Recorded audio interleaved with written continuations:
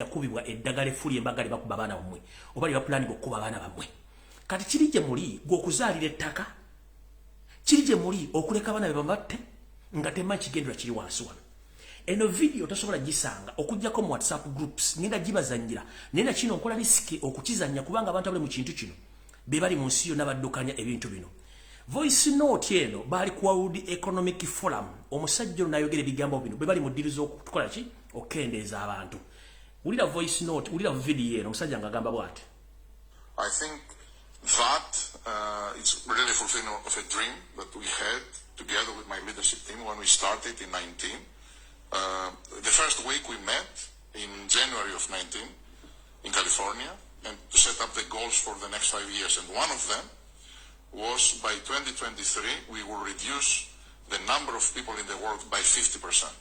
I think today this dream is becoming reality. Nga sinaka kuddamu kazanya yagamba ekigendererwa kyabwe bonga bo wegunato missionary bagitandika 2019 munjukire ne lumumba geji yatandikireyo ekigendererwa kyabwe kyakendeeza abantu mu nsi yonna ebitundu 5 ku buli 100 era nga binatuukira 223 gwe mwaka okujja bajja kuba baze okufuna ekigendererwa kyabwe ekyo nga bakendeeza abantu ebitundu 5 ku buli 100 kanji badire mu gitegere bulungi omanyi mwebuuza bannayuganda ne mulowooza nti abantu abasinga okutegera balina PhD balina masters nga temanyi kyembalamba nti ensi bwetambula si bweyina okutambula kakadde mukawulire bulungi nnyo I think that it's really fulfilling of a dream that we had together with my leadership team when we started in 19. The first week we met in January of 19 in California and to set up the goals for the next 5 years. And one of them was by 2023 we will reduce the number of people in the world by 50%. I think today this dream is becoming reality.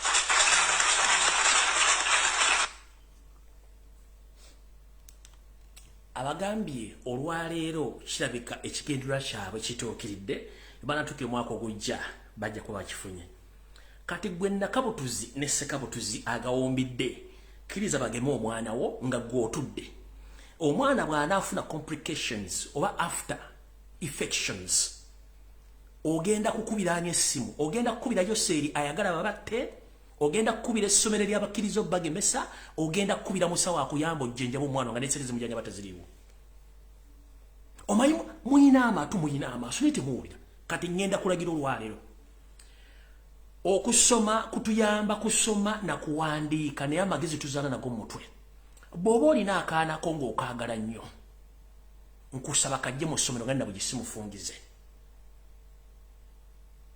bw'oba olina akaanako ng'okyakaagala weebiragiro ebikakali era ogenda okusomero wasayiningisa endagaano nti omwana wange watuusibwako obulabe ngenda bavunaana osobola obutamugjayo kubanga tisiyo ya choice naye genda kusomero booge nti omwana owange wentegerera nti bamugemye tugenda kufaafaagana mu kooti z'amateeka ekyo nakyo mugende mukula endagaano n'abasomesa oba n'amasomero otherwise mutemanyi ensi bwetambula ensi etambula vice versa so omwana oli mumutegedde omwana okambalaga ebifaananyi kubanga saagala balwisa nnyo mutegere ebifaananyi by'omwana n'embeera gy'alimu gwe baagema mulyoke mutegere kye tubagamba yoyo omwana y'omu ku baana abaagemebwa omwana agenda kufa wuuyo agenda kufa video mwagire ku mutimbagano ng'etambula kambo ekifaananyi ekirala nga sinagenda kuki musajja ato wuuyo musajja watto bamusaa ku ssomero bamukuba empiso kifuba wuuyo bwate wafaana nemuganya okutegeera kati awo nno sigenda kulwawo okujjako ogenda ku information endala endeese nga nfundikira ekigulalugi kyaleero era mwenna abazadde ekigulalugi kino kibawadde mubeere beegendereza nnyo buli omu gyali mumanye ensi bwetambula mugirowooza si bwetambula lw'ekigendero ekikusike ekyokusaanyawo ennamba y'abantu mu mpolampola ekigulalugi kyaleero nkimaliriza era ngenza ku information entuufu yandeese era ntandise bwe nti mbalamusizaako banyama ne bassebo mwenna buli omu gy'asinzira okuwuliza mu kiti kye abalangira n'abambejja basaafa ne bannaava wepo namwe abagawumbidde naye ng'ate muli bantu bakulu mutegeera bulungi nnyo ensonga nga bwe zigenda mu maaso tulina ekizibu mu Uganda nti abantu abasinga obungi mwali mu okumanya ekigambo kye bayita propaganda ne blackmail ne mulemu okimanya nti gwe muzannyo Museveni gwasinga okuzannya era Museveni bw'azannya omuzannyo guno Museveni kye yakola kwe kusooka okwawula mu bannayuganda buli ngeri yonna esoboka ekibayita divide and rule baawulemu bo bafuge era gw'ofuuka problem solver ate nga gwe problem creator kati ye kyakola bwe twogerera essaawa zino tubadde ku internet kuno ne twogera information tugifulumya naye ng'eriyo be tukola nabo nga badispising information eno kati gyalatandika bweti nzize lunye nga mbabuulira information wano ng'etuukirira naye nsirika bulungi nnyo manzi bintu bibawo nga nsirika naye mulowooza nti mba sitegera mba ndaba ngenda basomera nga sinagenda ku information njagala basomera information omujagala basomera post y'omukyala first lady gyawandiise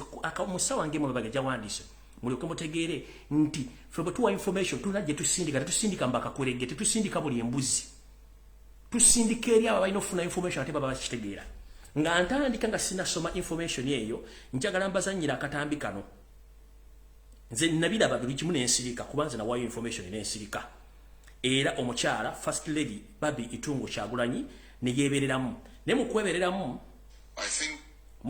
ye kennyini wait a minute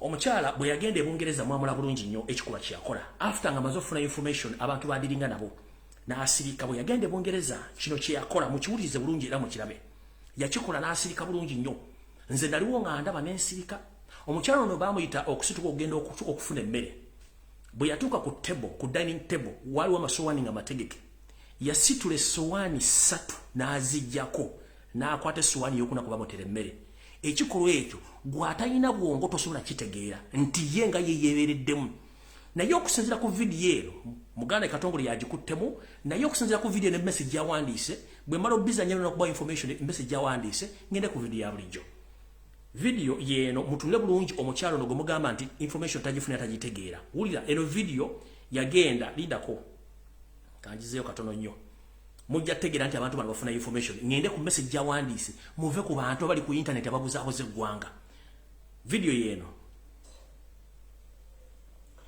mukimanyi mission yabalemeyo okutta first lady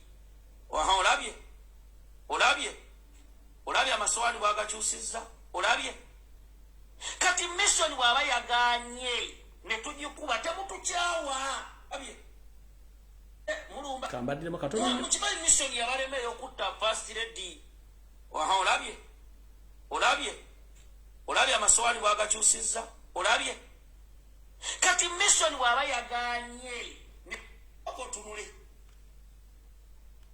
omukyalo oyo bwe yali e Bungereza yajjawo amasowaani 3 n'agajjawo bulungi nnyo n'alyoka afuna kyayagala eno emessage gyawandiisa olwaleero mugira bulungi nnyo mugende ku kibanja kye mujjajjiramu mugisome bulungi mugyetegereze ye message gyawandiisa ngera gibanyonyola ndyoke ngende ku information yandeese olwaleero mutegeere bulungi nnyo nti ensi ebeetegeera ate efuna information omukyalo nawandiise bw'ati ku kibanja kye mu ssaawa mwawandiise bw'ati obuno obubaka buvudde mu Babi Itungo Kyagulanyi naye mujjukire video gyembalaze yali mu mukolo e Bungereza najjawo essowaani 3 n'alyoka akwata ey'okuna awandiise bw'ati when I am no more bwe nnaabanga sikyaliwo and my corpse is laying cold in the wooden box bwe nnaabanga sikyaliwo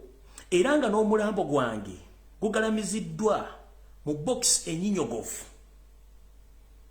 when the world is actively discussing what kind of life I lived on earth era ekyo bwe kinabanga kituuseewo wajja kubaawo engeri yonna ey'abantu gye boogeramu okuyisinganya ebirowoozo omukyalo ono obulamu bwabaddemu ku nsi kuno n'agenda maaso n'agamba and my loved one are preparing a send off for me era nga abooluganda abako n'ab'emikwano nga bateekateeka okuba nti bansiibula nze kennyini agenze maaso n'ayongerako n'agamba bw'ati when speeches are being written, obubaka obuwandiike bwe bunaaba butuusira nga buwandiikiddwa bulungi, when the burial dress code are being agreed on, engoye ez'okwambalibwa ku lunaku lwe banaaba bantaakayo oba lwe babanziika,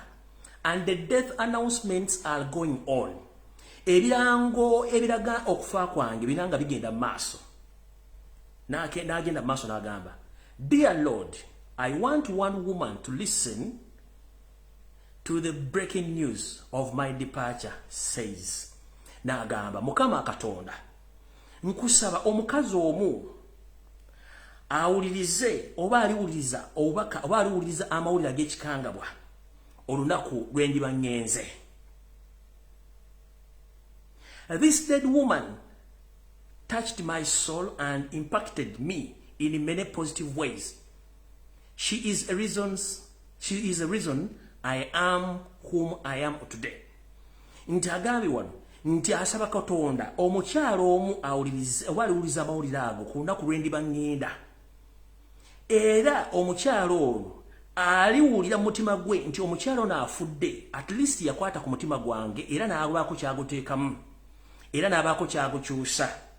Era yensonga lwaki wendi olwaleero. N'agamba, so help me God, Katonda wange nyamba. Bwe bubaka bwa mukyalo oyo wawandiise ku kibanja. Wawandiikidde obubaka buno kitegeeza embeera gy'ayitamu yeekengedde bintu bingi era alina ebintu by'alaba. So bannaffe abamu bwe tufulumya information eno nga gwe tosobola gifuna gikuŋŋaanya, mutuleke tufulumya information. Kubanga ffe bajjajjaffe ne bazadde baffe batusomesezza naffe netwongerako okusoma. Museveni yaani, kikyasobola kikyatasobola. Museveni yaani, kikyasobola nekyatasobola. Goba toyina content wakujja ku social media, please wumuze engalabiyo leka abasobola bajjeka bakola information. Okitegedde bulungi? Muleke ku despising information y'abantu. Gwe bato kiriimu kiveemu. Siraba lwaki mu despising information. Kibayita information tosobola kimanya. Era nze kati gwe mulabe essaawa zino ndi ku bunkenke obw'ekitalo nga bannoonya in and out ewakani mu kibira obulamu bwange buli mu kizibu, nti n'abantu bendowooza ntusupporting enkyukakyuka bantu be bamu be bakola enkwe ez'okunzijawo nga bakolera gavumenti. Oli n'akuba essimu ettake n'asindika ssente banoonyereze wensula, omukazi gwenjagala, emmere wenjirya, ntambula naani, nsula luddawa, saameka ze ntambula, naye nga wanuupu ate nga mukulembeze oba nga yeeyita nti ali mu struggle. Kati n'ogattako Museveni akunoonya, b'okola mu kibiina bakunoonya, naye ng'omubuuza akunoonya akwagaza ki era kiki wamutwalira ki? Kubanga tukimanyi nti Museveni enkola zaakolamu nnyingi nnyo. Ekisooka, Museveni bw'omuggula n'omwabya abatayagala oweerewo, kyekisookera ddala. Ekyokubiri, Museveni ne bw'anaakuwa ssente n'ozirya era agenda kutta, ne bw'onoozigaana era agenda kutta, ne bw'onoomukolera kyayagala era agenda kutta. Kati kisingako n'ofa nga tolina ky'omukoledde n'okola bukozi ky'olina okukola, Katonda n'akulamula. Naye tusanga okusoomoozebwa, nze obulamu bwange olwali buli mu matigga. Museveni anoonya, opposition ya Uganda eyita opposition bannoonya, mu nupu mwennyini mulimu abannoonya lwakuba nti nsirise saagala byogera. Njala bbaga batufumyenga information musirisa bamwe ngalabiza mu mutule wansi kubanga temmanyi buzibu ki bwe tuyitamu. Guno omwaka nkutte gwa kusatu sisikola, mbeera mu nju noza ne mwonjira bagikazi ennyumba efeedinga ku nze bogomo kubanga sobola kufuluma. Abantu amu struggle mwagivaamu ne mubeere ne mutandika okukuba emidomo simanyi gundi atulemeseza nkulemeseza kukola kikola ekikyo nange nkola ekyange. Ekyange ekyendi mu kukola kitambula nawe kola ekikyo. Twaga nti enkonge eba eri mu kkubo tukwatagana muntu gisima naye ate gwe okwata omuntu okugulu asika enkonge ogijjawo kitegeeza olina gw'okolera. Okitegeera obubaka bw'omukyalo ono mugende ku kibanja kye mbusome bulina message gye busindika eri abantu abamu. Ensi emanyi era ensi etegeera. Awo nno wenjagala otandikira information. Naye nga sinatandika information, omukulembeze wange gwe nalonda Robert Kyagulanyi Ssentamu era gwe mpagira n'ekibiina kya National Unity Platform era n'ekisindo kya People Power nkutumiddeko onyo kansubire nti yoli bulungi. Nga nkujjuza Katonda ku video ku post ze nakoze ku makya. Bwe mwagenda okutereka omugenzi muganda Frank Senteza emmotoka gwe yalinnyira e Busega ku roundabout n'asaanawo. Maama bwe yali awo buwaka yakuwa akasengejja kano kalaba. Maama wa Frank sente za yakuwa akasengejja. Nze nere sekalede nnyo. Maama Frank sente za yakuwa akachi akasengejja. Message obako bwalimu ote kuba wabufuna. Yali akulaga obuki obulabe obukolekedde eri abantu abakwetoolodde. Robert Kyagulanyi Ssentamu mutabani wa Ssentamu buno obaka njagala bugende bwonga sinatandika information. Kiba kirungi nnyo omulabo n'omuleeta okumpi n'ebiseera ebisinga omulabo omusembereze nnyo okumpi w'oli ate amanya weaknesses zo mangu nnyo n'azicapitalizingako okujjawo. Nze mbadde nsaba bw'obanga wazaalibwa musajja muzira era nga wakuzibwa mukyala muzira kyekiseera otwala obuvunaanyizibwa obw'okussa ebikolwa mu nkola. Bwe nalina akava mu nkomyo emikono gye gitawemera muwemba nakusaba ekigambo kimu ne nkugamba nti kyusa mangu obukulembeze obuli mu diaspora n'obuli e Kampala okwewonya enseekeezi n'enkwezi ng'ezikwetoolodde. Abantu bandaba bubi ne kati bakiraba ekituufu kiri nti Robert Kyagulanyi Ssentamu bw'oba oyagala okusurvivinga ng'omuntu you need to act right now. Ke kasengejja mama wa sente zake yakuwa ke kasengejja kendeze. This is the first time when kutaka sengejja. This is the first time when kutaka sengejja kano kanene nnyo in size nerenka kutokujjukiza message ya mama Frank sente zaji yakuwa. Enkola ya Museveni oyinza okuba ogibulamu. Museveni buli kimu asobola kikozesa okubanga akola ki ajjawo omuntu. So ndowooza awo sigenda kulwawo. Ngenze ku information esookera ddala. Alright. Ebigambo bingi ebitambudde olwaleero okuva jjo bitambula biki naye before nga tetunagenda eyo. Nze nabagamba nga ntandika nti nze omulimu gwange gwa Robert Kyagulanyi Ssentamu kufuuka president wa Uganda period. The rest saagala kumanya. Kubanga namanya enkola ya Museveni gy'akola. Namanya abantu betudiringa nabo. Ba MP bamanyi. Era nabagamba nti ba MP basinga obungi bali jobless. Tebalina mirimu. And I was meaning it. So it was very easy for Museveni to penetrate through loop. N'atwala. Kati njagala sooka weekube mutima. Olwaleero ekintu kigenze mu maaso mu Uganda. Nze sigenda kuvuma MOP yadde n'omu. Era sina gwe ngenda kunenya. Olw'ensonga njagala Robert Kyagulanyi Ssentamu akasengejja kano ke mulaza akategeere.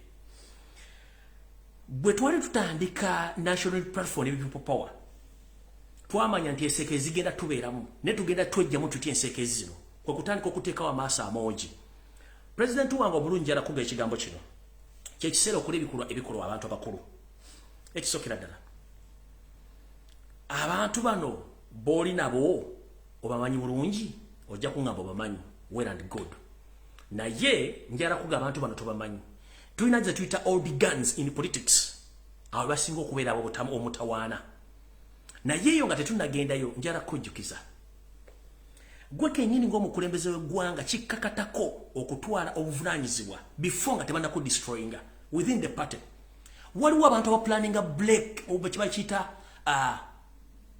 waliwo abantu abaplaninga okwawulamu ekibiina ekyo bakijje obulungi nnyo bakyawuzeemu weebali abo nabo weebali kabindo weekali. Waliwo abantu Museveni baakozesa kuba Museveni yasooka n'alema okuyingira Nuupu n'ayagala akozesa abanuupu bennyini okwawulamu Nuupu. Ekyo nakino kigaana. Kati nga nze sinalumba babaka ba parliament kugamba ki ngenda ne order nti Robert Kyagulanyi Ssentamu ng'akyali member wa parliament baasasula ssente buli member wa parliament. Robert Kyagulanyi Ssentamu n'agaana ssente bwe zaagenda ku account yagenda mu banka ya Abusa n'addamu n'asindika ssente ze baali bamuwadde ne zidda ku kitavu kya gavumenti nga teyazitwala. N'asettinga example eri abantu mwenna bambe ba parliament. Omukyala Anita Amongi ne munne bakola emirimu gy'okuba nti ba speaker ba parliament bava mu FDC. FDC is a branch of NRM. Ekintu kyonna bakikola bakimanyi. There is a lot of diversion mu kino naye yo sijja kgenda njala addressing ekintu kino. Ekisookera ddala Robert Kyagulanyi Ssentamu okufuuka president w'ekibiina kya National Platform aba setting the precedence. He is the elected president of the Republic of Uganda. Believe or not, live apart from NRM propaganda which they spread on daily basis on TV and radio station, including social media. But we don't care about that because we know those people, they are there to spread false information about Noob and People Power. We agreed on that, let them do because they are enjoying, they're getting money. But we need to clarify on some issues. One, mwenna ba MP bannopu nze sigenda kulumba wadde n'omuntu n'omu but n'obuwombe fonsa mukulembeze Robert Kyagulanyi Ssentamu with all power interested in you in the Constitution of the Republic of Uganda and National Unity Platform Constitution. You ordered all the NUP MPs who received the 40 millions to return that money within the period of 48 hours. That was an order.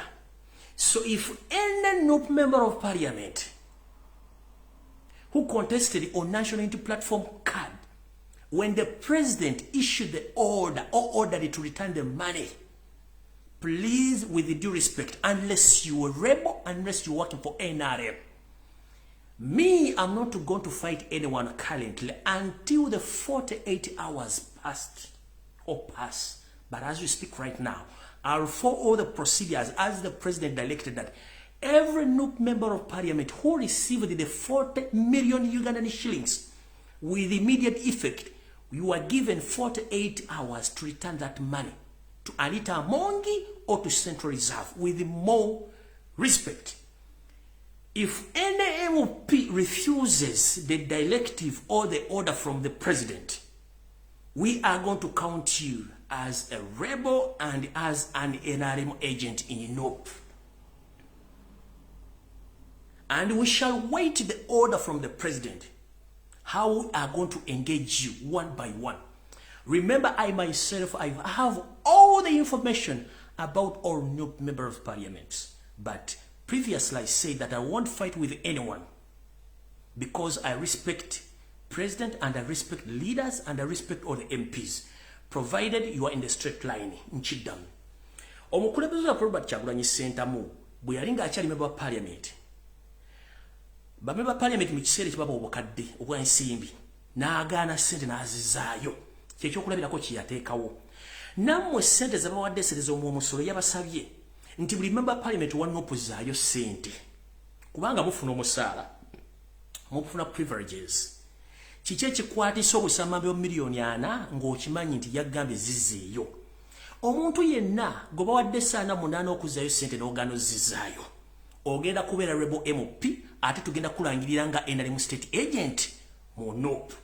Naye tetusobola kikola kati until the 40 ng'essaawa 8 ziweddeko ate nga omukulembeze atubulidde ki kye tugenda okuzzaako nga tukwata omuntu kwomu. Mujjukire nti nze ndabeesonyiwa ku lw'ekitiibwa kyempa president, ku lw'ekitiibwa kyempa National Unity Platform n'abakulembeze baayo. Nina information yonna bakwatako mwenda ba parliament abali mu National Unity Platform omu ku omu. Omukulembeze ky'anaabasazeewo nga muganya okuzzaayo ssente kye tugenda okgendera. But currently wakyaliwo order. We must follow the protocols that the president ordered. Let us wait for the 48 hours. Then tulabe kyo omukulembeze ky'anaatugamba ekinaaba kiziddwako. Naye nga buno baka nfundikira ngere ku information mukulembeze wa Robert Kyagulanyi Ssentamu njagala okitegeere nti omuntu yenna agenda okujemera ekiragiro tobuuza nti akolera ni. Don't ask any question. Nkiddamu Robert Kyagulanyi, omuntu yenna ajemera ekiragiro kyo tobuuza nti akolera ani. Don't ask any question. Member parliament yenna agana okuzaayo ssente ezo tobuuza ani gwakolera. Reason being, waliwo enteekateeka namutaayika ekomyawo etteeka lya coffee bill mu parliament kyekisooka. Waliwo enteekateeka enekusifu ereeta bill ey'ekukyusa obukulembeze okuva ku general elections babufuule parliament elections oba babufuule parliamentary ng'omukulembeze eggwanga alonderwa mu parliament. Kati Museveni ye kyakola asooka n'abala ebyobufuzi bye ngenda kukola ntya ng'akimanyi ye gennyini gye buvuddeko yagamba nti I know who are the Ugandans. You just give them the money and do whatever you want. Already kati yali yanoonya ddengeri gy'akwata mu bamemba parliament ba NUP basiige Tommy ne kirema kati abakwasizza nsimbi. Kino kikulaga ekifaananyi nti public Museveni oluli yamaze dde okuba ekifaananyi nti abakulembeze bonna kabe ba National Unity Platform balaba ebiwaana nabo basobola okulya enguzi era baagiridde. Kitusiza kifaananyi ki? Kituziza nti ffenna n'aba National Unity Platform tuli ekintu kyekimu n'ababaddewo kyetutayagala. Yensonga lwaki omukulembeze abagaye within 48 hours muzeeyo ssente. With the due respect ngenda basa basina gwe ngenda kulumba muzeeyo ssente nga ndabo gisimufungize. Twetaaga tu setting a precedence oba example eri ebina by'obufuzi ebibaddewo mu ggwanga nti if the president says so, please accept the order.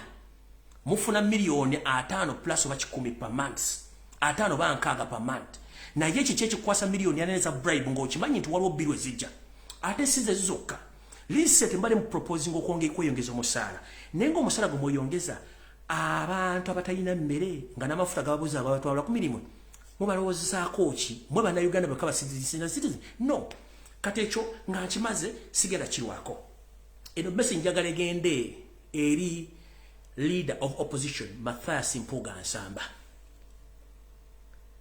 Kyagulanyi yakwata obuyinza bwonna n'abukwentrustingamu n'akugala agenda okulembera banno ekibuuzo kyange kiri bwekiti kuba nabage sigenda balumba kati ate nugesa 8 ziweddeko 28 ziweddeko kana 8 nga gwoyina okukulembera abantu bano era wandibadde musaale nnyo gaba MPs bonna temugeza ne mukwata ku ssente ze baataddeyo wali era wadde olina okusooka okuwandikira Robert Kyagulanyi Ssentamu mu to inform him nti mukama wange waliwo amawulire g'empulira nti ababaka bagenda kufuna ssente kikyebazizaako Mpuuga ekyo twakikoze ku informinga Kyagulanyi na twavufominze nope eyabadde ensobi ekyokubiri gwe kwennyini oliko questioning back sympathetive nze nakuleka buli sinenkwesonywa kubanga nkumanya I know you in and out nenkwesonywa for the respect of national platform naye ekibuuzo kikiro mukulembeze Robert Kyagulanyi Ssentamu omuwandiikidde no ekyokubiri member parliament kigo okulembera wa NUP guwaganya okujjayo ssente ezo nedda gwe kennyini gwa setinze presidency ssente wazizaayo nedda kanjala kubuuza mukama wange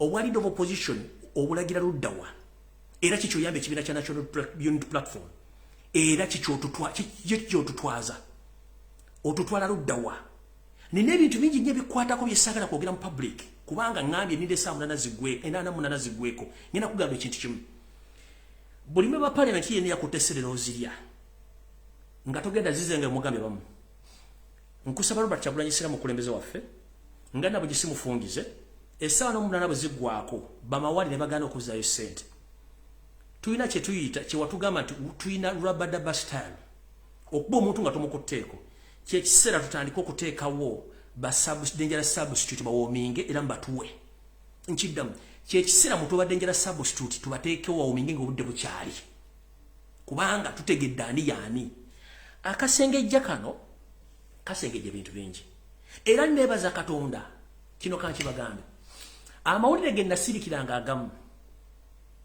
abasajja n'abakazi abaali bazze kirindi mu NUP abasinga obungi baali bambega ngera baali balina ekigendo ekigamba nti Kyagulanyi ne batutte obukulembeze tasobola kumalako myezi 3 nenga babadde t-shirt za NUP mbadde enkofiira kubanga Kyagulanyi baali bagenda mu hijackinga yensonga lwaki bagamba omuganda ne batutte obukulembeze tasobola fuga myezi 6 myezi 2 kubanga they knew their plan they sent a lot of spies kati bwe banga balidde ssente zino singa Kyagulanyi atuukira mu State House bani batagenda motera bamuwamba kubanza mission najimanyako era ne informingako abali Robert Kyagulanyi bategeeza nti mwegendereze nnyo abantu abalinaanye that was the information webuuze lwaki baga nti omuganda tasobola kufuga Uganda kumala myezi 6 wa mwaka kubanga abantu state bali beesindisa babeera bangi nnyo abeera ensega nga baali baagala mu hijack within the period of time bamugyewo that was the mission naye Katonda atali anguzi nagamba hold on pulo DJ pulo compress the power iba compressinga speed nekenda netandika okulaba onayogera kino oli ayogera kiri onayogera kino onadde no onazunga ayogera kiri kubanga Katonda yatulaga Katonda w'amaanyi nnyo Kyagulanyi Ssentamu nkusaba ebikolwa within the period of time abantu bagala action against the people who are surrounding you ekyo kisigenda kirwako nkivuddeko kano ke kasembayo kubanja gala mbanyonyole nga siraba information mutegeere nsaba n'obuwombeefu obw'ekitalo member parliament akiikirira mukono municipality omukyala Betty Nambooze bakireke oludde ebyobufuzi ogenda myaka 3 ng'oli mu parliament obwo era ng'ogamba oli ku ludda oluvuganya maama nkusaba n'obuwombeefu nkussaamu ekitiibwa kibi nnyo okuba nga wafunye obuvune njagala tusetting precedence okwewala okwekuba ggoolo batusettingidde ssente zino n'ekikuntu kya Nambooze bakitusettingidde ne batukasukira omupiira golooza lwaki Anita Amongi ne gavumenti basaze bagende bakutwale bunaayira bakujjanjabe lwaki soka ng'oli ku kitanda nkimanyi video gira bajja gikusabiramu batusindikidde omupiira gwa ssente MP ne baguteekawo awo kututagaza kati ne badira omupiira gwo gwennyini bagamba tugenda kutwala bale okujjanjaba kino kitulazaawa Namboze ngenda kusaba maama osigale mu Uganda bakujjanjabe lwaki tufuna abasawo kuva Kenya ba physician baje bakujjanjabe Uganda ensonga eri etya omupiira gwa sente tukyayuga nagwo bwogeza n'olinnyo ennyonyi n'ogenda mu America oba India bakujjanjabe kati currently mama tugenda kuba twekubye ggoolo semagoolo waggolo semaziina nga tweyya amanda mu mbugo reason being mutabani wa Museveni eyagenda mu America nga tutte mukazi w'okujjanjabwa kibuule abantu beekalakasa mu America naddukayo nakataddangayo omugenzi yakoboolanya ne tujja ku internet tukuba enduulu nga tuwakanya okugenda ku mu America Speaker Parliament ebyava mu abiraba kati na mukyala Namboze bw'olinnyo ennyonyi n'ogenda mu America essaawa zino oba India kaba katuweddeko tetulina ngeri gye tugenda kwedifendinga kubuulira public nti twalina ekyenjawulo wakati wa Museveni n'abooludda oluga tumuvuganya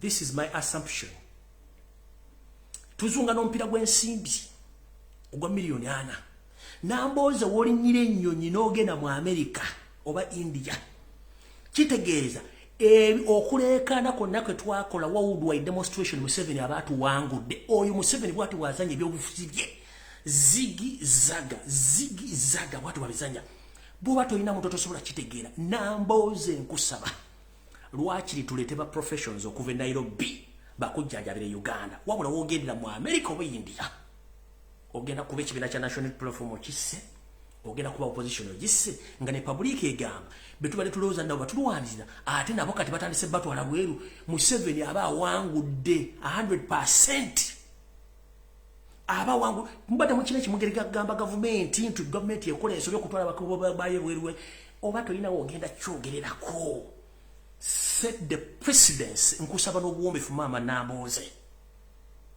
togeza n'okkiriza okulinnya ennyonyi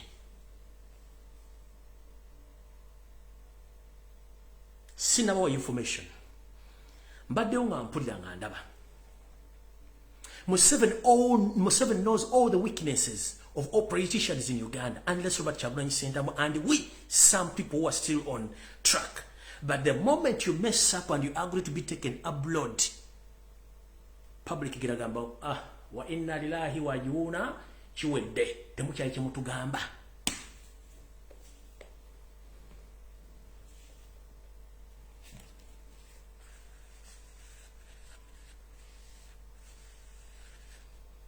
kino teri yakigambye nze nkigambye openly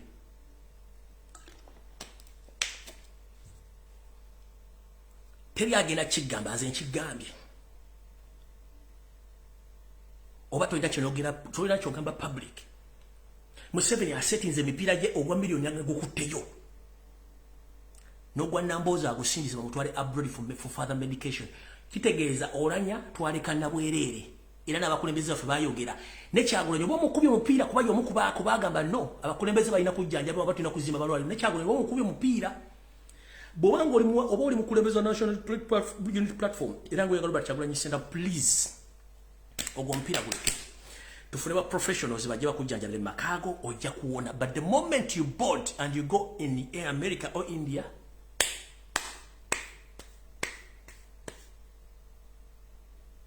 kanya kuba katuweddeko kati video etandise assumptions wedde ngenze maaso yo seri tibahabura tubasira mutano wakala jensere temzezede nsanga bisibe lukwata sili andoza kwoli kuno consultant kwoli alright nkutandiseko nga bulijjo which ewedde ndoza kulwo kunalwa which eri etali eno which ewedde eri kulwo kuneri which ngema mabega omwami ono yo seti babura tabasira mutano wakala jezingeri jataleka bwino mabega omwami ono abadde alina omukyala omutanzania gwakozesanga mulogo omukyala ono nga wabererimu era abadde amulogera era nga amwa buli kimu ekyokukola omukyala ono yasembayo kujja mu State House Entebbe yamukolera eddagala lingi nnyo naye omusajja ono zaali wakati w'essaawa 2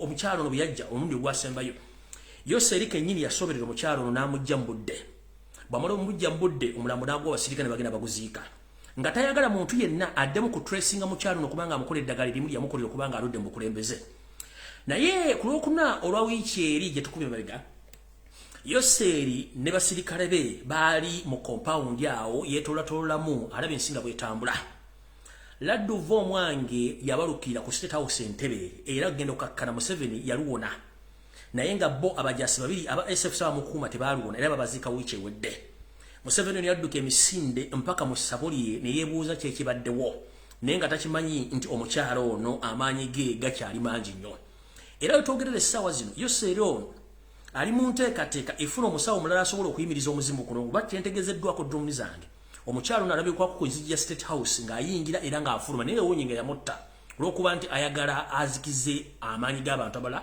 obutasobola kuba nti omwami kyalo ono abawa obujjanjabi obw'enjawulo ye nga babadde amuwadde omukyalo ono amaanyi ge galinga ga Kinyarwanda naye kansoke nga sirikire for reference kubanga bajja kumanya saagala trace yonna erabisa drone zange ku nsonga ezimu oba endala awo sigenda kuvaawo tugenze maaso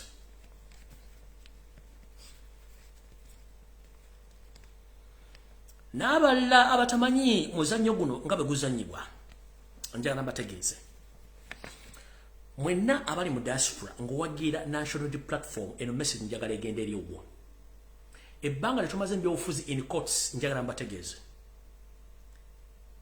tubadde ne politicians bangi naye nga temmanyi ani gwe bakolera as you speak right now NRM Party B, that is FDC, yasaanawo tekyaliwo kubanga eyatandika national eyatandika reform agenda yali kyandika no Kiza Besigye n'agivona agifula FDC n'agikulembera ebisanja byagikulembera bwamala ogikulembera ne bayita ne Mugisha Muntu najja n'abegattako ndesemu gemba zanyo muzanyo gwegumu ne baleeta abantu bangi abamanyi bafuule banafu omwana Wini Kiza ne bagoba ne baga ne bawukanye kumbe bazanya muzanyo gwegumu omwami olw'okuba nti ayagala nnyo okubikka buli figa yonna kati kansoke mbajjemu gye omwami ono muzannyo gwe wakati wa Museveni ne Kiza Besigye ne muntu guli bwe guti making sure nti omanyi mupiira tulina system ze tuzanya 442 415 oba 4322 ezo formation ze tuzanya Museveni ne Besigye bazanya 443 Besigye ba making sure nti ayina okukwata buli muganda yenna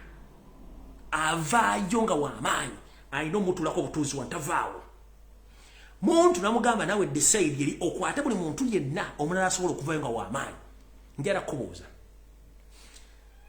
okuva Dr. Paul Kawanga Semwogerere lyowuno ebyobufuzi omugenzi ale Haji Nassan Ntege Sebagala lyowuno ebyobufuzi omugenzi Dr. Sebana Kitula lyowuno ebyobufuzi njagala ombulire muganda kyabadde n'amaanyi abaganda abadde wano wammanga kubaddeko omukulu eyita Meya Elias Lukwago era nga n'ensi yali emaze omukkiririzaamu Besigye n'amukwata n'amuteeka wano namugabeera you don't need to get out of here the same applies to Namboze naye n'amukwata n'amuteeka namuga you don't need to get out of this ring n'amuteeka wano njagala ombulire politician yenna mu Buganda abadde nga jjanga w'amaanyi buli abadde ajja yenna ono Besigye yabeeranga midfielder n'anyiga omusajja omulala yali waswabiri gwe yali w'amaanyi nnyo olwokuba temumanyi kuba yaleeta Airtel mu Uganda ate nga yali ne Museveni mu nsiko era yaleeta Kabaka okuyinga mu lutalo luno ne bakwata waswabiri gwe bamuteeka mu FDC omuteeka wano kubanga the fact is Museveni atya nnyo omuntu nga muganda ng'olina following okubajjukiza katula omusajja Kiza Besigye omusajja omugenzi Alhaji Nassan Ntege Sebagala yabeerako meeya mirundi ebiri n'afuna following bava mu America Museveni n'atya n'agamba nsobodde ntya okompulesinga omusajja n'amukompulesinga n'amukontaininga n'amuteekaawo era amaliza n'ayagezeko mu FDC mujjukirako olumu muganda waffe Ejjuko Kagwa oba Gayitalo gwe mumanyi Guy 5 akola ku Capital FM bwe yagenda mu South Africa mu Big Brother House n'abeera popular nnyo ku TV n'ayogala mu mwagala lwe yali akomawo yakuŋŋaanya 10,000 z'abantu ng'ava ku kisaawe Entebbe Uganda Museveni yabuuza who is Gayitano Ejjuko Kagwa kubanga alabye Ejjuko Kagwa akuŋŋaanyiza 10,000 z'abantu era Ejjuko Kagwa kuba nti yali politicians yali celeb era n'akomaawo kubanga ye muganda yasemba omukyalinyinga nga alina numbers yali gayita n'ojjuko kagwa namukomplessinga n'amuteeka bw'ati kati Besigye yabaddewo ku komplessinga buli muganda yenna avaayo beera wano beera n'amukomplessinga n'abeeraawo kati oyo badde ba midfielder nga bakomplessingira Museveni right now ne wajja Robert Kyagulanyi Ssentamu najja ne favor ng'eri countrywide buli omu bwagala the money Museveni ziyaka spendinga mu myaka 3 ku Nuupu ne ku Kyagulanyi tezenkanankana sente Museveni ziyaka kuba campaign emyaka 15 emabega sente Museveni ziyaka teka mu national platform ogisanyawo zenkanankana ne sente Museveni ziyaka kubira campaign emyaka 15 emabega ekyachwaka na geno nyala analysis eyo zenkuwadde analysis yange sente Museveni ziyaka kozesa mu campaign za myaka 15 tezenkanankana sente zatadde mu Kyagulanyi ne national platform gisanya tezenkanankana chovola bantu kati afunye propaganda machines okona erinnya lya Kyagulanyi ngera kubuuza mwe nabali mu diaspora nabali e Kampala mukitegera bulungi Museveni akozesa blackmail divide and rule batusindikira wano Gashumba na Kyagulanyi Ssentamu. There are so many national unity platform medias nga tebagera ku nsonga Kyagulanyi simayimba mu motoka teri abyogera fe tuvene tulumpo kompoka Kyagulanyi mukazi wabera mu state house abamu katebogera basirise ng'omusajja akumba ekintu atambuza propaganda ushitege bamu ensimbi natambuza tebali bogera buli mu asirise fe tuvene tukolompoka essaawa zino batukuba goolo y'obukaddaana naye eri abagete bagenda ziwa ife tetunda kuzibuna tulinda mukulu kyagenda tugamba oshegera mukulu kyana tuga kitugendo gina nacho kati njara bagamba tewali musajja mu nsi yonna asinze ku masteringa kibaita divide and rule propaganda blackmail atenga anakutta asoka ku blackmailing Museveni abana target asoka jono na mu public nayo nerinnya lyayo nasoka kwata family yo no nagizinga ko bwa nagiteeka wano buli omu nabulira ekyokukola namugamba buli kimwe ekyokukola nosigala mu bbanga ne bakwata ngulinga ekiyenyi that's exactly what Museveni did lwe yali agezaako okukwata abantu ali Kampala nasoka nasasula media zonna ne bazanyo okona erinnya lyange n'abali mu Nuupu ennyini bakyetawamu okona erinnya lyange ne ngamba no bino bimayi guba ku muzanyo gwe tuluddemu byobufuzi tuguluddemu nze siru bale kasiru empewo zange zeyogerera nsobola I can speak for myself I can speak nsobola okwogera kubanga nsobola okuchallenginga nebuga this is A this is B nenkujjawo kituufu ekira kati bwe mulabanga ensonga ngeezo mutegeera omuntu gwe mudiringa naye right now abataddemu ekibozibozi kya miliyoni 4 soka webuuze ani eyafulumiza ekipapula ekiraga nti Joel Sonyi yafuna miliyoni ziri mu 10 plus ne bateekako n'erinnya lya Robert Kyagulanyi Ssentamu nti naye afunako ssente use your head muve ku propaganda blackmail empapula za parliament kwesasudya zibeera well headed nga kuliko ebintu egya parliament ne logo za parliament era teri muntu yenna alina access kufuna payslip ya member parliament kwafunira nsimbi ate olupapula lwa payslip kubeerako amanya g'omuntu kubeerako details sente zafuna biki ebizikoze n'emisolo gavumenti gyejja papula yafuna okolako emisolo gavumenti gyejjako tekuli era njagala ombuulire bw'oba oyagala okutegeera nti propaganda buuza omukulembeze national platform yera ne parliament akulage payslip ye bw'osanga erinnya Kyagulanyi Ssentamu then ng'ojjoga Lumbuye mulalu oba ava mutabika naye tekuli gwe bakuteeka erinnya Kyagulanyi Ssentamu naye afunako ssente naawe nojja olupapula lutambuza mu mayina bagamba omusajja oyo musajja wa ISO yatambula ku TV ya lutambuza NBS Natasha Broadcasting Service BBS Telefina CBS FM TV zonna mu radio ne mu Uganda zonna omulimu gwabwe kutambuza mbangulire gwonna Robert Kyagulanyi Ssentamu ekyo tuyita blackmail to the extent aba yagala kusaanyaawo Museveni takuba masasi gokka takuwa buto bwokka mu propaganda ne blackmail asobola okuba omuntu n'amutta straight n'akutisa stress n'ofa n'ovaawo asobola okutisa stress wa propaganda ne blackmail n'akusaanyaawo gwe n'ovaawo n'akola ekirala kyaba yagala okukola kyasinga okutegeera ekyo kati alina balomushana alina bali ku TV n'ebipapula byatambuza tekuliko mutu n'amagulu kati gwali eyo olina engalabi bana yatene Kyagulanyi nguno nayafuna sente ziri luddawa naga nti Nuupu yafunye sente za iPod Kyagulanyi yagana ogenda mu iPod ye Museveni naga muwadde obuwumbi 7 buli luddawa yabusayininze ddi era yabusayininga Okitegera njagala tubeere bantu bakulu tuige obufuzi era tubitegeere. Gwe singa mweteka mu ngato za Robert Kyagulanyi Ssentamu. Era mpuli abe ku emizimu simanya tugamba atuwadde omwaka gumu okujja ku 7 munnange kati ate member parliament bali yesiga ogenda okutegeeza abantu bakumekuba abantu basobola okujja mu okwekalakasa. Milioni 2 zibajjemu ensa. Milioni 4 zibajjemu ensa. I'm just asking. Yalina ba coordinator bonna ne babagula ne bagenda. Bakansala basigo omunyuma balaba nga bagenze Galuga. Abagenze nabinoonya okulya sente. Bibayi balina okumobilizing abantu kati ba MP baba bafunye milioni 4 zibamala mu ensa. Bibandi badde bakwatagana n'ebirozo bya Kyagulanyi Ssentamu by'okujja ku 7. Taba na Uganda duka. Omusajja musaasire. Ekintu kyalimu kinene. Alwana n'ekintu kinene nnyo. Omukyala message agiwandi. Simugende ku mutimbagano mugenda giraba. Goloza agiwandi sabadale mu kusika binyeebwa. Oba asika chips. Bamanyi kye batuddemu. Bamanyi kye balimu. Kati olinga ddaawo agamba musimanyi mutunulira abantu mwegendereze nnyo. Awo sigenda kulwawo nyenze ku information endala. Mbadde ku Kyabesige. Omwami oyo mbabulidde muzanyo gwazanya to compress any active politician ava mu Buganda kubanga tebaagala mu Buganda yenda kwesembeza kye bayita Ntebe. Era mu WhatsApp kuba kanti Mugande kuba bakwita mu Buganda gukizibu. To prove this, nateka ba agent emengo to compress their fellow Baganda. Nateka ba agent emengo to compress their fellow Baganda. Ne ba compressinga.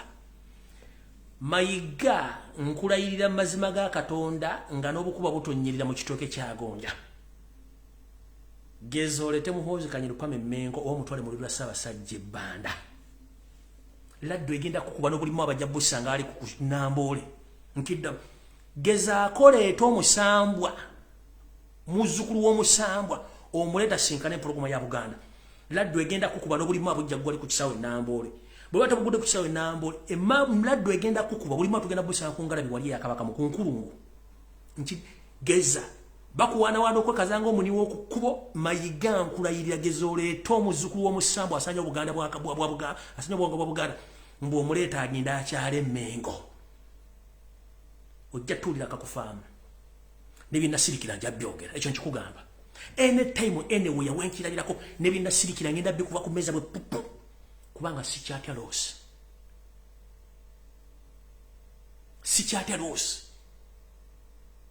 fe bato kubadde emiggo tuyina enkovu zino zonna emiggo gya bufuzi mutulabidde ku midamu tetuli baleero bato kubadde emiggo ne batusiba mu makomera lwabwe ya bufuzi. Nze nonya gye bannonya mendisa gye bateesaamu singa sikyayogera singa nabivaako dda batukubadde emiggo. Ne batusubira ku Odi Kampala, ne batusubira ku social center, ne batusubira mu safe house, mu basiima ne batukuba emiggo bya bufuzi. Kuba tebaagala twogere. Ekyabesige mukitegedde. Kati kye bakola essaawa zino bagezaako nnyo okuzza Besigye mu media, bagezaako nnyo okuzanyisa Besigye omuzanyo naye abantu bagaanye. Kati gwe Munnayuganda ali mu diaspora njala kutegeeza. Noonyereza nnyo lwaki gwe ewa Nuupu weeteganya ekibiina kya FDC ne activities baayo abali mu diaspora. Nga tomanyi yafuluma atya yatambula atya okutuuka gyali. Nkiddamu. Gwe wa Nuupu ali mu diaspora atiitiye basajja ba FDC abali mu diaspora kimuzimba temumanyi kimanyi. These people are trying to create someone who's going to complex Robert Kyagulanyi Ssentamu your president. Kati mbawe platform mba promoting you will hear the music. The same people abusing Robert Kyagulanyi Ssentamu, the same people you invite in Nuupu diaspora conference. You don't know what you are building. They are building someone who is going to oppress or to complex Robert Kyagulanyi's popularity in diaspora. Mujja muzunge ngalabi. Tebaagalangako. They are building other people to face Robert Kyagulanyi Ssentamu to challenge him. Nobody ngalabi simanyo. Who the hell are you? What timwe muzako? Any opponent is an opponent. Abera ne goals ze. Hidden goals temuzimanyi. Any opponent is an opponent. Ever abera ne option is goals ze. Gwe golo yerichi.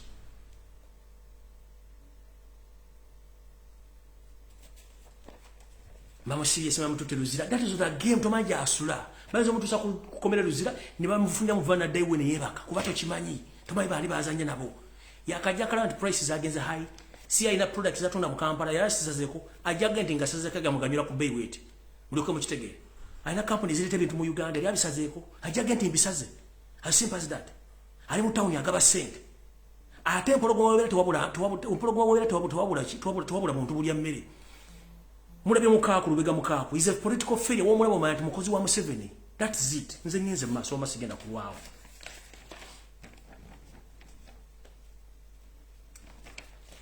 Gana mole gamba de mulinda. Kanga bawe ngende. Ebintu bingi bitambula ku social media nga imbuulira. Anjala mbitwale nti bituufu yonna ku media zonna ebiyita na platforms za social media.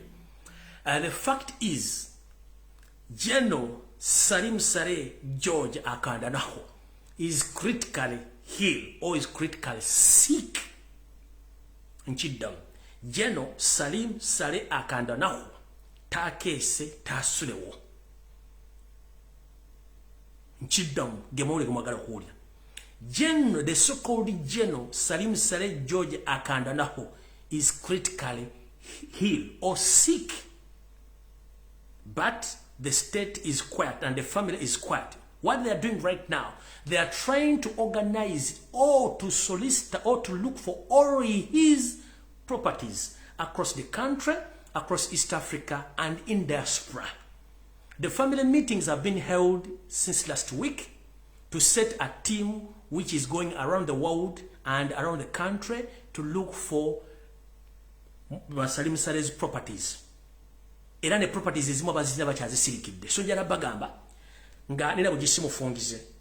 Before kubanga bano ne bwana afata bagenda mwaono nsinga kati bacha preparinga kunoonya byabugagga bina jibiri. Naye nga mulwadde muji. Taakese taasulo yali ku mulwadde muji. Ne bagezaako nnyo kuŋŋanya ebintu bye bagenda okwogera nti mufu oba yafudde bambi ng'amaze okufuna byonna by'alina. Kino kyatuse n'okuyunguza Lukwata senior Maziga ng'alaba ekimu ku kiwawaatiro kye kivuddeko. Mwete manche kitegeeza. Naleta no program jibaita surgical operation. Ne magamba surgical operation ejja kubeerawo ne waliwo nacho surgical operation. So anytime Ugandans prepare for natural surgical operation and the biggest wing on Museveni's chest, on the Museveni's back is soon falling down. But God knows all the plans. For us, we're just human beings, but God knows all the plans. So, ono mwami gomutamanyi gotwogerako azanya almost 60% ku bufuzi obuli mu Uganda n'amagye n'ebyenfuna mu Uganda. Bwaba avuddewo eyeba goal of the century. Eba goal of the what? Of the century. A contributing 70% ku military wing, ku economic wing, ne ku session wing. A contributing 70%. He is a government under the government. Ochitegera bulungi amanyi oluzungu. Ono mwami ali mu tusasule otaakese azanya bitundu 7 kubera kwa Museveni mu magye mu byenfuna ne mu kwagala okukyusa obukulembeze obuza mikono gya family ya mutabani we azanya bitundu 7 ku 10. Kati ono kiwawaatiro ky'amaanyi nnyo singa kiba kiwaguse kubebagabega bya mukulu we. Era nga ne wiiki ewedde omukulu ono Lukwata senior yatonyesa kuziga ngalabe kiwawaatiro kye kigwa. Ate nga naye waakesa lwabala alinga nko ya mutamivu. Naye nga bagamba nti Katonda alina effujjo ate tubagamba nti ensi tukyalako bukyazaako wayagivale tulumukka mukka. Bambi bono bwebaka bwange nsaba omwami ono amuteekerateekera ebintu bye mutuyambe bimu bipakire mubimuteera okumpi wane mugendo nesimayi bagenda simayi bana yamuteeka wananga atusize ekisira kyogera kubanga aluddewo nnyo. Nsaba munoonye ettaka lyonna lyabba naye mulukunganya bomba mumuteekayo mulimuteekemu ebizimbe byana temuleka ba mutuyambe ebizimbe bimuteeremu ensimbi zalina wawudwadde mutuyambe nazo muzirete muzimuziike nazo abaana bo Katonda yanamaye basigalewo ne buli kyabugagga kyonna kyeyakunganya mutuyambe at least mukicompressing mukiteeke nearby. Wagambira nti kati kitadde nga byonna mbikwata bambimuteeka mumuyamba wano tubagambire mulekera okwepaakira ku nsi ensi tekungula tugikyalako bukyazaako yagivira tulimukka bukka. Ne mutta abaana babandi olw'ettaka ne mutta abaana babandi olw'obufuzi abaana bali mu makomera mu kuŋŋaanya bya bugagga mugenda bitwala wa baakuzana tolina dda akagoye n'akalira nnyoko bamuyambako buyambi okasala n'otulugunya notta kubanga gw'osubira nti oli moto oli nfudu n'enfudu z'ebbengo zigenda ziggwawo gwani mutuyambe bambi mukwate amataka ge gonna mugateekerwa kiri museneko mukakutiya mukateeka ensimbi ze museneko buli kimu kikwate kyonna kyabadde alulunkanira mukimuteeraawo nti olunaku lwaga nti kati nkitadde kubanga very soon mutuyambe mumuteera waabo kubanga bambi mulemeddwa okumanya brain za monke mwandibadde temutta bannayuganda mwandibadde temutta bannayuganda ensi tekungulwa essuwaani by'emmere muli egi musula buli bwe bumu omusajja ono ekizibu kyasinza okufeesinga mbuli lwatula mu ddiro bw'ati n'anywa whisky n'anywa sigala kiki ekimunywesa sigala baakawe in 70s bazze batta abantu 80s 90s 2000 bazze batta abantu atula mizimu ne gimutusalako n'anywa whisky okugjawo ebirowoozo n'anywa sigala okubuzaabuza images mujjira mulowooza bali mu good life bavuga zimpenkoni balina ebizibu gwomanyi okubeera ng'otudde mu ddiro lyo ng'otudde olaba tv omuzimu ne gusalaawo ku ntebe w'otudde ng'ogumanyi gufeesize wagutta ogumanyi gukumanyi wagutta ne gusala ne guyitawo ne gutulanga wa ne guyimira bakakule ne kutunuulira kyova banywa basula mu bbaala banywa mwenge banywa sigala kubanga ebikolo bye bibaddira imagine otudde mu luumuyo oli kasigala oli kawisiki onywedde omuzimu ne guyita naye nga omuzimu oguyisewo ogumanyi n'ekifaananyi kyagu wagutta oyinza kuwulira otya kyekibanywesa wisiki kyekibanywesa sigala ne basula mu mabaala olwa musajja kuzunga ng'atambula mu mabaala kudda ludda wakumbe bambi ekiri mu nnyumba kisa kinegula naye nga tebamanyi kye baali bakola kana otunuulira omusajja atta abantu olemedde ku bukulembeze naye ogenda kufa buli kimu okireke kuba tewali kyebagenda kuziika nakyo so nno nze mbagamba musajja mulwadde nnyo era ebintu batandise obikuŋŋaanyaako kuba donizange bali mu kukuŋŋaanya bintu buli kimu wekiri babiteekateeka naye muganda wange bw'oba otuusiza nga otubuulira ffe tujja kujja no tubyogere nze njagala kintu ki buli kimu bibadde okuŋŋaanyiza ku nsi ebadde bikuttisa bannayuganda bakuziike nabyo otuyambe bakuziika nabyo byonna naffe tuli kusanga ngenze mu maaso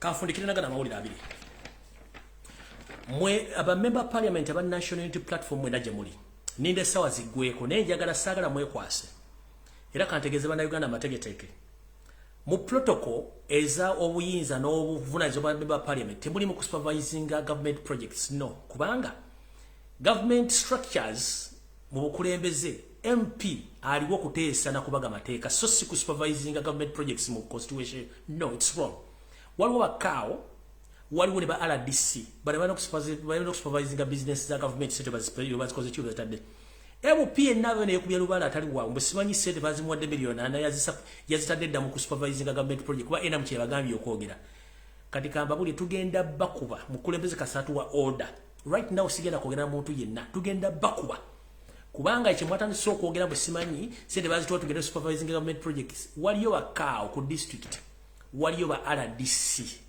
ne ba minister na permanent secretary balina supervising government business mu constitution mu Uganda yonna mwete mu protocol temulimu temugeza ne mwesiriwaza ne mwogere mbozo z'ekisiru mukwate sente muzizeeyo temwina kye mugenda kugamba bantu mukwate sente mukole ki muzizeeyo nga nenda bugisimufungize aleeta olusidiiki olusumagize yeeyalira mujja kitegeera nti ensi yabateewo ate yabakoowa mukitegedde bulungi ekyo kyo kibagete musimanyi fe miliyoni nabazituwadde kati njala kubuuza njagala omuntu atuleetera vidiyo emu olwalira kiro kino giteeko nga babadde mu constituency ng'olina project z'ogoberera eza government project abasomesa bagenze ku strike tebasomesa project amafuta gewanise mu ggwanga abantu balina sente zakulya project z'ogoberera olw'okuba nti Museveni yamayi mulina obutima obunafu obwekomwagala nnyo ensimbi n'akimanya naye nga alina project z'ategese okuyisa mu parliament ate nga tujja zimanya ate nga sente mujja zizaayo kubanga constituency tugenda giragira nti nga nina bugisimufungize omuntu yenna gomulya ntaganya okuza serula Kyagulanyi Ssentamu natugulukusa munoonya amagi genziriza enkoziganya okumaamira tugenda batula ngenda bugisimufungize muzanyisa media tugenda bakarakata nga funye order muzanyisa media tulina obudde tulina time fe twabateekayo on the expense olw'omusayi bw'abaana bali mu safe house on the expense olw'abaana bali mu makomera on the expense of unknown comrade Ugandans who are not be seen anywhere in Uganda. Others were buried in the Republic of Congo, in the Democratic Republic of Congo. Others were buried in mass graves. Kati njagala basajja mmwe ne bakazi mmwe nga nena bugisimufungize mukwate ssente ezo ng'omukulembeze bwe yawadde order.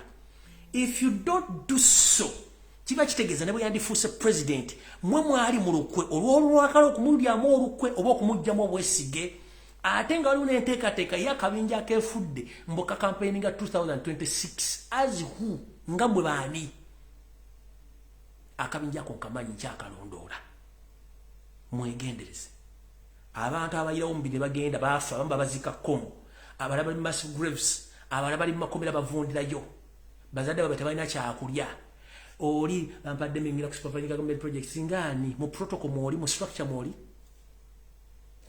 yenze maso kiti mulimba bantu kiriyo mukulu Felix Kuraije omwogezi w'amagye je barako jotusaka engalo kansubinti oli bulungi nanyete bulungi munneka nkutegeeze ng'obudde bukyali omanyi mu basajja mmwe mugenda okusoma obwa degree zaabwerere ne senior 6 ne muyita ku bwerere goloza bana Uganda okutegera twakuleka mu zaaliro oba twakuleka mu gwatiro munange muvudde ne mugamba okuva jjo mbu eruwero mwa discovery z'ekimondo kya ADF jiba training era mugenda kwita bannamawulire enkya mubadage ebiki bivudde mu kunoonyeza kamere njala kubuuza bulijjo bwe mu discoveringa abayeekera immediately mujirawo ku media ne mutubuulira nti bantu abasanze gindi era abadde bayeekera ba ADF kiki ekyabaganye ku luno okutulaga abayeekera be mwalabye aba ADF ne mulinda mu batwale y'enkya nti bano mugenda balaga media njala kujja ka video kankali oddawa mbalage nti basajja mmwe Windows zaayika nete mumanyi oba kali oddawa akaba yekera beero bagabenda babuuse nsibali ludde kali ludda ka video bambi kyangu kati Kuraiji tukimanyi nti mwagala kuteeka buyekera mu Buganda era mutandike okutta abaana abaganda mu Buganda nga mwekwasa nti bali mu ekibinja ky'aba ADF ekyo kye mugenda okukola enkya twakimanya nga mwagala kuimplicating Albert Kyagulanyi Ssentamu ne honorable Lutamaguzi Semakula obateeka mu kaguli nti basupporting abayeekera kubanga bwe mwawulira ekigambo kunga temanyi kitegeeza mwene mulowooza nti abantu basiru nnyo era abayeekera babadde Luweero ewali Lutamaguzi gwa mucunya era abayeekera ba ADF bali mu Buganda mu bitundu ebirala by'ensi temulimba yeekera kinjagala okubuuza mulekeraawo okusiriwaza bannayuganda ddala Baganda kati bwe mwabakutte mwe temuyinaawo footage gwe muyina mwagadde kuta bannamawulire footage muleke olunaku lw'enkya mugende mu maaso ffe tujja baddamu tujja baanukula ka video kansikalaba akabayekere maakwatire Lubaga nakadeliitinga ndowooza bambi sikalina manyi nange ndeliitinganye essimu zange zino omutemi nafu nnyo ndeliitinga nnyo okola space y'essimu yange naye ka video kanumye sikalina wano mbalaga abayekere mugenda okuleeta okuva eruweero kaluwa ndakumala okulaba oba naakafuna ka video kange oluwa nga sikalaba mubajjukidde abayekere bakwatira Lubaga awo simanyi bali mu gambuuti abasiba emizimu miguwa gy'embuzi ekyo nakyo bekibozibozi kyakumaluka n'ekiro ekyo mugenda okuleeta temuddamu kusirwalira ku bantu kubanga tubamanyi emboozi zammwe ka video ndooza nakadeliiting omanyi essimu yange bambi munansonyiwa essimu yange naye eryawo saka video nakadeliitinga naye nga mukulu Felix Kuraije nkutumiddeko nnyo bino mwakola omanyi bagamba guluma yaguzza zino intention zammwe ne mission zammwe eziri e Congo already ziganye kati mission zino ziganye kino kyekiri e Congo right now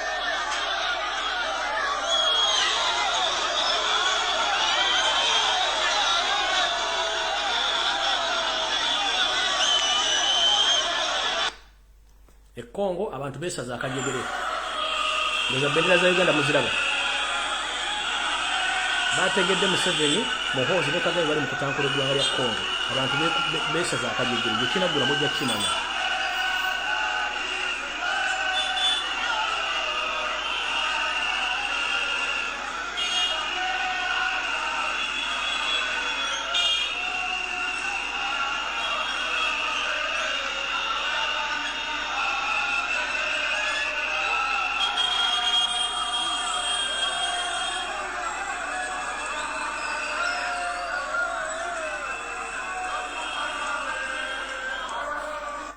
ekyo kiri Congo wetwogerera emmese indako njala bazzaayo wano ku kiri Congo malirize bulungi nnyo mutegeere bulungi nnyo ekiri Congo kikyo kikiri Congo abantu bagambye Museveni mutabani we baba bategedde mu mukyakala y'eggwanga lya Congo ne Kagame bannansi b'ekyanzi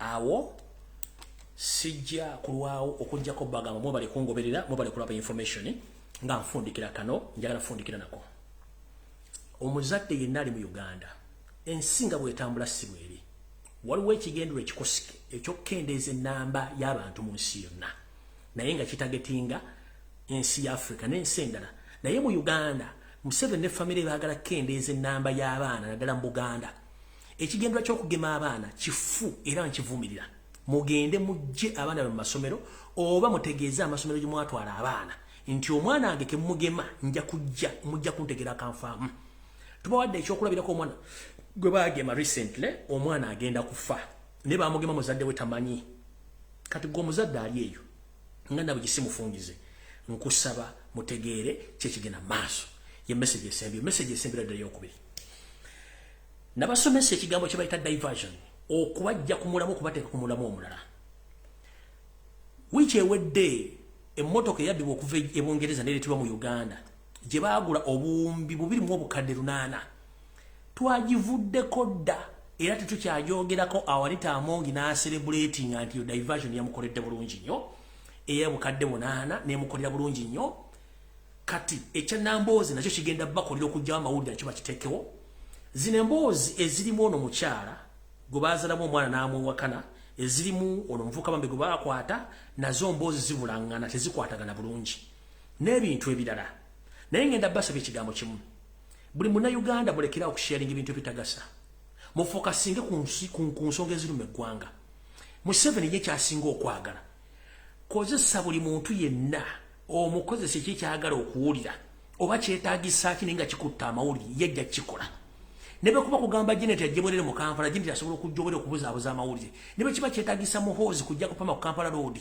asobola okujja n'apamako ne gafuuka amawulire ne bwe kiba kyetaagisa MP kweyambulira mu Parliament bakole amawulire bo kye baagala ku compressinga na kukendeeza pressure baliko kubanga the fact is baasomye embalirira eggwanga sente teziriiwo batubanja trillions and trillions of money in debts teziriiwo Bank of Uganda how dare a full country ne tubeera myezi mukanga ne tulina governor kale nsegwa olugwa abantu baavu tebakyalina mmere abasomesa bali mu kwekalakaasa basome baddako ate Museveni munnange nkulabula ng'obudde bugenzi ng'obudde bukyali your days are numbered guno omwaka bwona oba ogumazeeko ogujja oyinza obutagumalaako omusajja gwewavumirira ennyo n'omusiiga ettomi omugenzi Idi Amin Dada kyeyakola e Tanzania kyoli mukolerwa kyoli mukole bulungi kyoli mukole Congo ekinaava mu y'ebiraka empire gye mwagala okuzimba okuva mu Ethiopia okuyingira Eritrea ejje South Sudan eyingire Uganda egende Burundi eyingire Congo eyingire Rwanda South Sudan eyo empire tegenda kukola tokisoboka